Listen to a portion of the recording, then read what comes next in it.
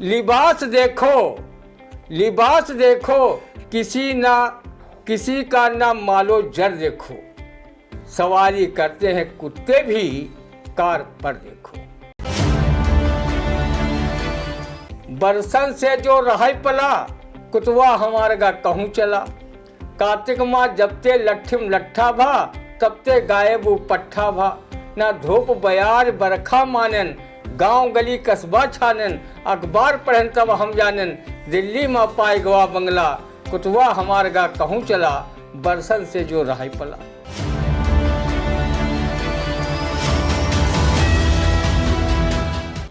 नमस्कार, स्वागत है आप सभी का आई इंडिया के खास कार्यक्रम रंदा में। खबरों पर रंदा चलाने के लिए आई इंडिया के स्टूडियो में मौजूद है वरिष्ठ पत्रकार, कवि एवं रंगकर्मी ज्ञान प्रकाश सिंह प्रतीक जी। तो प्रतीक जी, आपका बहुत बहुत स्वागत है आई इंडिया के स्टूडियो में।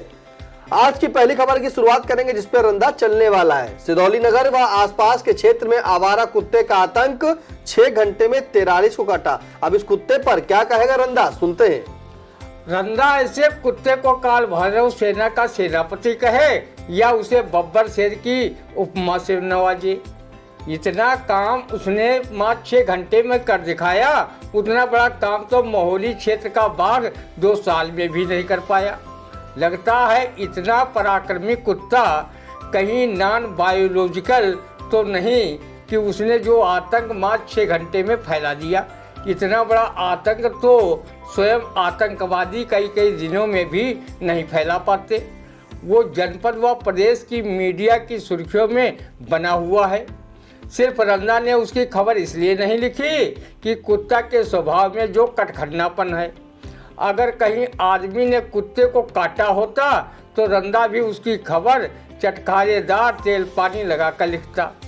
मोदी योगी सरकार को गुप्तचर विभाग से पता लगवाना चाहिए कि अन्य समस्याओं की तरह कहीं कुत्ता के आतंक के पीछे पूर्व प्रधानमंत्री पंडित जवाहरलाल नेहरू का हाथ तो नहीं है। नहीं तो एक एक रोटी के टुकड़े के लिए अपने मालिक के आगे पीछे दुम हिलाने वाला कुत्ता मात्र 6 घंटे में 43 लोगों को काटकर उन्हें वैक्सीन लगवाने पर मजबूर करने की हिम्मत नहीं कर पाता। रंदा ने एक नेताजी के क्षेत्र में न मिलने की जन शिकायत पर कवि मंगल सिंह मंगल की एक काव्य पंक्तियाँ सुनाई थी कि नेताजी रंदा पर ही नाराज होते हुए इसकी शिकायत कुछ पत्रकार साथियों से की कि रंदा ने मेरी तुलना कुत्ते से कर दी है। मेरे रंदा के दर्शकों, क्या इन काव्य पंक्तियों में किसी नेता का व्यक्तिगत अपमान है? हो तो कमेंट करना। बरसन से जो रहा पला, कुतवा हमार गा कहूँ चला। कार्तिक माँ जबते लट्ठिम लट्ठा भा, तबते गायब पट्ठा भा। ना धूप बयार बरखा मानन, गांव गली कस्बा छानन। अखबार पढ़न तब हम जानन, दिल्ली में पाए गवा बंगला। कुतवा हमार गा कहूँ चला, बरसन से जो रहा पला। सच कहूँ मित्रों, रंदा का इरादा किसी का दिल दुखाने का नहीं रहता, बल्कि सर्वे भवन्तु सुखिनः सर्वे सन्तु निरामयाः के सिद्धांत पर चलता है। रंदा किसी नेता की तुलना कुत्ते से करना कुत्ते का राष्ट्रीय अपमान मानता है। अगर किसी कुत्ते को पता चल जाए कि उसकी तुलना किसी नेता से की गई है तो अपने अपमान को बर्दाश्त नहीं कर पाएंगे और सामूहिक आत्महत्या करने पर विवश होंगे, क्योंकि मनुष्य की तरह कुत्ता भी सम्मान स्वाभिमान का हकदार है। रंदा कभी भी कुत्तों के सामूहिक आत्महत्या का पाप अपने सिर नहीं ले सकता। रंदा ने स्वयं आभास किया है कि नेता की जबान में जहर होता है। वो अपने भाषणों से देश की एकता, अखंडता, सद्भाव, संभाव व भाईचारे की भावना को तहस नहस कर सकता है, जबकि कुत्ता के जबान में अमृत होता है। वो अपने शरीर के घाव को चाटकर स्वयं ठीक कर लेता है। एक बार एक कुत्ते ने रंदा के प्रसोता को काटा। वो जिला अस्पताल पहुंचा। डॉक्टर ने उसे देखकर पर्चे पर तुरंत लिख मारा, वॉच दी डॉग। रंदा ने कहा कि डॉक्टर साहब, क्या इंजेक्शन लगवाने के लिए कुत्ते से दोबारा कटवाना जरूरी है? अगर उसकी निगरानी रखने जाएंगे तो क्या वो मुझे बख्श देगा? इस पर डॉक्टर साहब गुस्से में लाल पीले होते हुए बोले कि डॉक्टर मैं हूं कि तुम, जैसा तुमसे कहा है वैसा करो। वो मरता ना तो क्या करता, उसने दूर दूर से उस कटखन्ना कुत्ता की गुप्तचरी करवाई तो पता चला वो कुत्ता पुलिस लाइन चौराहे पर किसी वाहन से टकराकर काल भैरव की सेना में शामिल हो गया है। जब इस बात को डॉक्टर साहब से बताई तब उन्होंने पर्चे पर इंजेक्शन लिखकर दे दिया। रंदा ने 14 इंजेक्शन अपने पेट में ठुकवाए, तब जाकर उसने राहत की सांस ली। कुत्तों का अपना अपना भाग्य होता है। एक गली के कुत्ते हैं जो रोटी हड्डी के एक एक टुकड़े के लिए आपस में लड़ते झगड़ते रहते हैं, मारे पीटे भी जाते हैं। वहीं कुछ ऐसी प्रजातियों के कुत्ते हैं जिन्हें कीमती कारों पर मेम साहिबाएं बैठाकर अपना प्यार दुलार बच्चों की तरह लुटा रही हैं और उनके स्वयं के बच्चे आया खिला रही हैं। मेम की गोद में खेलने वाले कुत्तों की भाग को देखकर रंदा मारे ईर्ष्या के जला भुना जा रहा है कि ईश्वर ने उसे आदमी क्यों बनाया, कुत्ते का पिल्ला क्यों नहीं बनाया। रंदा जब मरकर ईश्वर के पास जाएगा तो यह जरूर मांग करेगा, हे प्रभु, रंदा तुमसे कह रहा चिल्ला चिल्ला, अगले जन्म में मोह बनइयो किसी मेम का पिल्ला। शायर महफूज रहमानी ने भी कार पर घूमने वाले कुत्तों के सौभाग्य पर ये शेर लिखा है। लिबास देखो किसी का ना मालो जर देखो, सवारी करते हैं कुत्ते भी कार पर देखो। रंदा ने संत मनीषी मुख्यमंत्री योगी आदित्यनाथ से जनहित में मांग की है कि जिस प्रकार आपकी सरकार में कुत्तई कर्म करने वाले लोगों पर शिकंजा कसा जा रहा है, उसी प्रकार सिधौली व महमूदाबाद क्षेत्र के आवारा कुत्तों के आतंक पर शिकंजा कसवाएं और इसके लिए संबंधित प्रशासन को कड़ाई से दिशा निर्देश जारी करें। बिल्कुल सही, देखिए आपने सही कहा भाई। रंदा कह रहा है कि अगले जन्म रंदा को इंसान ना बनाना भाई, किसी मेम साहब का पिल्ला बना देना। रंदा बड़ा परेशान है। रंदा परेशान इस बात से नहीं कि काट के आतंक मचा रहा है, रंदा खुद जलभुन मरा जा रहा है, क्योंकि रंदा कह रहा है कि देखो भाई मेम साहब की गाड़ियों में गोदियों में पिल्ला टहल रहा है, तो भाई रंदा इसीलिए कह रहा कि पिल्ला बनाना, ये नहीं कह रहा कि वो कुत्ता बना देना हमें जो 43 लोग को काटे हैं 6 घंटे में। रंदा भी बड़ा होशियार है भैया। अगली खबर की शुरुआत कर रहे हैं जहां नहीं रहे पूर्व प्रधानमंत्री मनमोहन सिंह, कृतज्ञ राष्ट्र उन्हें दे रहा विनम्र श्रद्धांजलि। अब पूर्व प्रधानमंत्री मनमोहन सिंह नहीं रहे और इंडिया परिवार भी उन्हें विनम्र श्रद्धांजलि अर्पित करता है। फिलहाल क्या कहकर रंदा सुनते हैं। कोई पगचिन्हों पर चलता, कोई पगचिन्ह बनाता है, पगचिन्ह बनाने वाला ही दुनिया में पूजा जाता है। पूर्व प्रधानमंत्री मनमोहन सिंह देश के ऐसे सच्चे सपूत थे जिनके व्यक्तित्व कृतित्व को सिर्फ भारत ही नहीं अपितु पूरी दुनिया कृतज्ञ भाव से उन्हें सदियों याद रखेगी। श्रद्धेय मनमोहन सिंह भारतीय रिजर्व बैंक के गवर्नर रहकर अपनी भूमिका को सफलतापूर्वक निभाया। 1984 में पूर्व प्रधानमंत्री स्वर्गीय राजीव गांधी उन्हें कांग्रेस में शामिल कराकर सरकार में स्थान दिया। 1991 में बनी कांग्रेस की पीवी नरसिम्हा राव सरकार में वो वित्त मंत्री बने। वित्त मंत्री के पद पर रहकर उन्होंने उदारी अर्थनीति को बढ़ावा देकर देश में उन्नति के द्वार खोले। वो विश्व के महान अर्थशास्त्रियों में से एक थे। 2004 से 2014 तक उन्होंने प्रधानमंत्री के पद को न सिर्फ सुशोभित किया बल्कि उन्होंने देश के निर्माण में जो योगदान दिया उसे कभी भुलाया नहीं जा सकता। जन सूचना अधिकार अधिनियम 2005, अनिवार्य शिक्षा कानून, मनरेगा उनके नेतृत्व में बनी यूपीए सरकार की ही देन थी। उन्होंने किसानों को बैंक ऋण से उबारने के लिए 72,000 करोड़ रुपया किसानों का ऋण माफ़ किया था। वो गांधी परिवार के बहुत निकट रहे। गांधी परिवार को मनमोहन सिंह की ईमानदारी, मेहनत, निष्ठा व उनकी आर्थिक नीतियों पर काफ़ी विश्वास था। सोनिया गांधी लाख कहने के बावजूद वो प्रधानमंत्री नहीं बनी और उनके कहने पर मनमोहन सिंह यूपीए 1 व यूपीए 2 की सरकार में प्रधानमंत्री बनाए गए।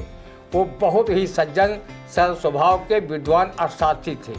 वो गांधी जी की तरह ही सादा जीवन, उच्च विचार पर चलना पसंद करते थे। एक बार ऐसे महान व्यक्तित्व के बारे में डंकापति विश्व गुरु पीएम नरेंद्र मोदी ने कहा था कि मनमोहन सिंह स्नान घर में रेनकोट पहनकर नहाते हैं। इस बयान की तीखी आलोचना हुई थी क्योंकि मनमोहन सिंह की ईमानदारी पर कभी किसी ने उंगली तक नहीं उठाई। टिप्पणी करने वाले विश्व गुरु की पार्टी के कई नेताओं पर भ्रष्ट आचरण को लेकर जनमानस में सवाल उठे। शायर महफूज रहमानी ने भी ऐसे भ्रष्ट नेताओं पर इस शेर से लानत भेजी थी। हर खुराफाती यहाँ का साहिबे किरदार है, हर खुराफाती यहाँ का साहिबे किरदार है, जीत लेता वो इलेक्शन ठट से हर बार है। इज्जतो शोहरत में उसका नाम है, अब दूर तक इज्जतो शोहरत में उसका नाम है, अब दूर तक झूठ मक्कारी से अपना जो भी भरे भंडार है। पूर्व पीएम मनमोहन सिंह के निधन से रंदा काफ़ी दुखी है और वो आई इंडिया न्यूज़ चैनल परिवार की ओर से उनकी चिर आत्मा को सत सत नमन करते हुए विनम्र श्रद्धांजलि सुभद्रा कुमारी चौहान की इन काव्य पंक्तियों से अर्पित करता है। बढ़ जाता है मानवीर का रण में बलि होने से, मूल्यवती हो जाती है भस्म यथा सोने से। बिल्कुल, बढ़ जाता है मानवीर का रण में बलि होने से, मूल्यवती हो जाती है भस्म यथा सोने से। पूर्व प्रधानमंत्री डॉक्टर मनमोहन सिंह के निधन पर आई इंडिया परिवार भी उन्हें सत सत नमन व विनम्र श्रद्धांजलि अर्पित करता है। फिलहाल अगली खबर, जहां केंद्रीय गृह मंत्री अमित शाह ने कहा कि कांग्रेस और वामपंथियों ने त्रिपुरा को अंधकार दिया और हमने अधिकार दिया। अब किसने अंधकार दिया और किसने अधिकार दिया, इस पर क्या कहेगा रंदा भाई, क्योंकि गृह मंत्री अमित शाह ने जब कहा है तो रंदा भी कुछ कहेगा, सुनते हैं। आप देश के गृह मंत्री हैं, आपके पास अधिकार असीमित हैं, आप जिसे देना चाहें दे सकते हैं। तुम स्वतंत्र, सिर पर ना कोई, भावे मन करहो तुम सोई।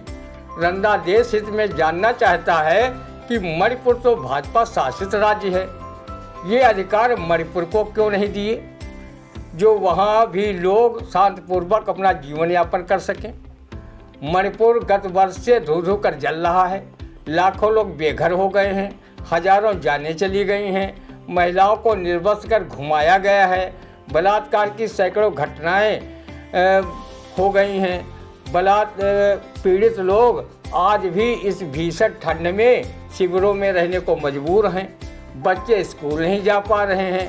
आपने अपने आक्रमण मुख्यमंत्री यानी बीरेन सिंह को अधिकार होते हुए भी अभी तक बदला नहीं।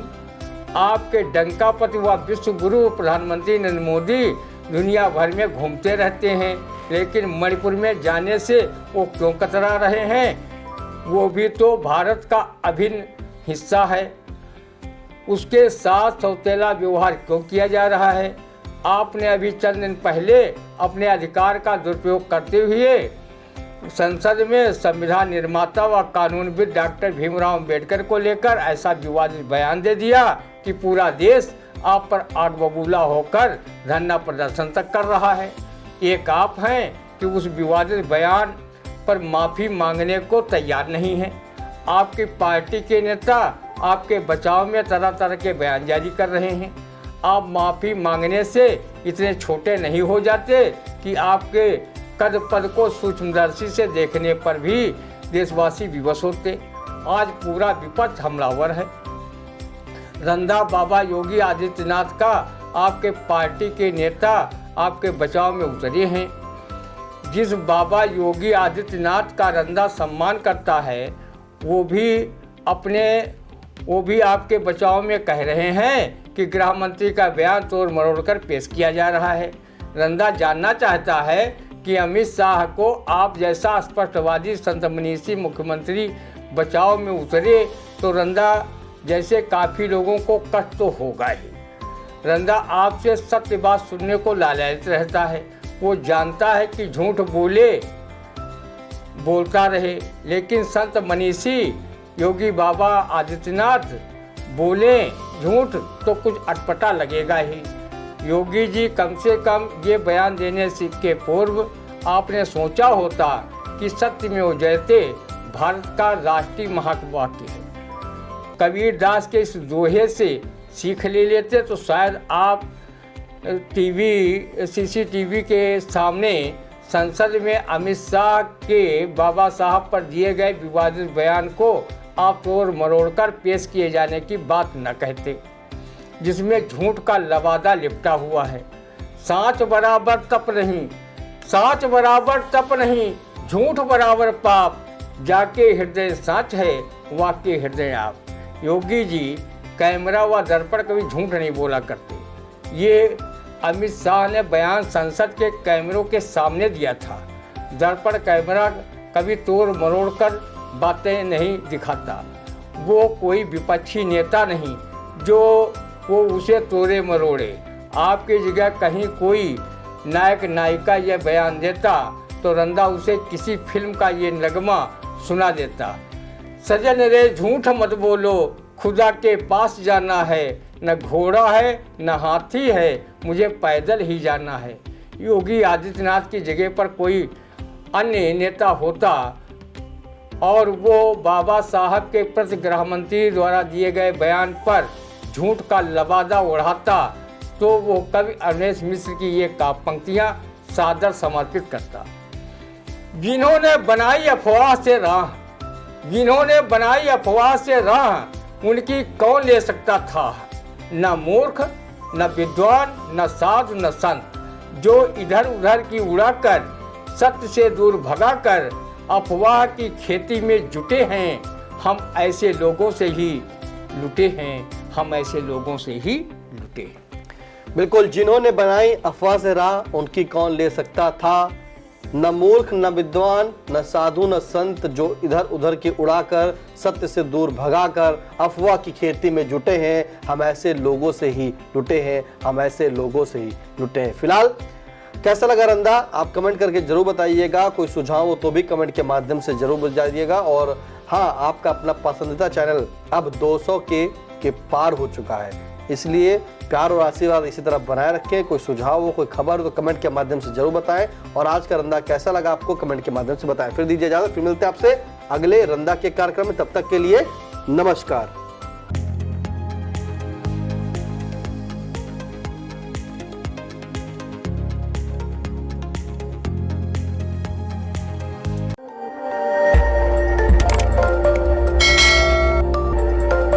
खबर आपकी, नजर हमारी।